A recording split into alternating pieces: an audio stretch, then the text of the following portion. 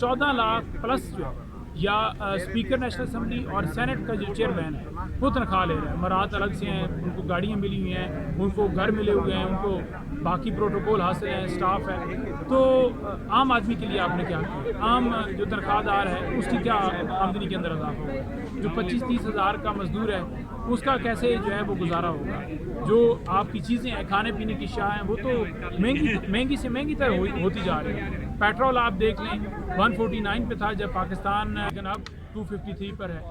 और उस वक्त जो आलमी मार्केट के अंदर जो फी बैरल रेट था वो आज जो रेट है उससे कहीं गुना ज़्यादा उस वक्त था, लेकिन आज 64 रुपये जो है वो $64 जो अगर रेट है तो उसके मुताबिक आपका तेल जो है वो तो बिल्कुल 150 से भी नीचे होना चाहिए था, क्योंकि इंटरनेशनल मार्केट में अगर रेट इतना कम है तो आप क्यों बढ़ा कर बैठे हुए हैं? तो ये आप मुख्तलिफ टैक्सेस लगा के जी अब कार्बन टैक्स लग रहा है, तो ये सिर्फ और सिर्फ आवाम के ऊपर, जो गरीब आवाम है, जो मजदूर है, जो रिक्शे वाला है, जो मोटरसाइकिल वाला है, उसके ऊपर बर्डन है। इसी तरह से तमाम शोबों के अंदर बैक पर लेकर चले गए हैं। तमाम शोबों के अंदर जो है वो जितना भी बजट पेश करें वो पाकिस्तान की आवाम के ऊपर एक कहर की तरह जो है वो मज़ीद बरसेगा, और बजट के बाद महंगाई का तूफ़ान मज़ीद बर्पा होगा, बिजली मज़ीद महंगी होगी, हर शोबे के अंदर महंगाई होगी।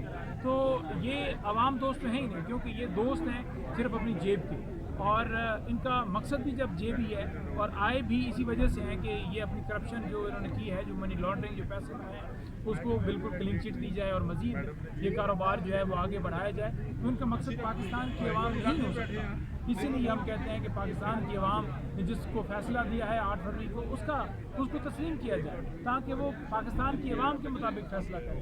ये बजट जो है ये जुड़ा होता है आवाम के मसाइल से, तो आवाम के मसाइल को वही ठीक कर सकता है जो आवाम की नुमाइंदगी कर रहा होगा, जो आवाम के वोट से आया होगा। ये तो आए हैं बूट पारिश करके, तो ये तो उन्हीं की नुमाइंदगी करेंगे और अपने मामला सीधे करेंगे।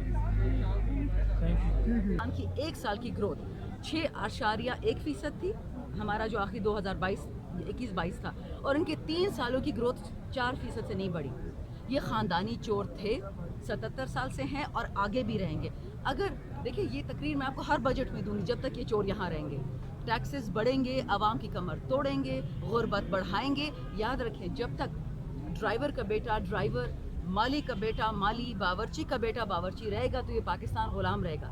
जिस दिन एक पुलिस कांस्टेबल का बेटा आईजी बनेगा, एक एयरमैन का बेटा एयर चीफ बनेगा, एक अर्दली का बेटा प्राइम मिनिस्टर बनेगा, तब तक पाकिस्तान ठीक नहीं सकता। और इनको एक मुस्तकिल गरीब तबका चाहिए जो उनकी फैक्ट्रियों में सस्ते काम करे, खुद 30-30 लाख की लेते हैं तनख्वाहें। मुझे बताएं आपके जो कि गरीब रहे, मालदार मज़ीद मालदार हो जाए, और मिडिल क्लास जो है मुतवस्सित तबका वो गरीब हो जाए, श्रृंक हो जाए, ताकि ये ग़ुलामी जो 77 साल से चलती रही वो आगे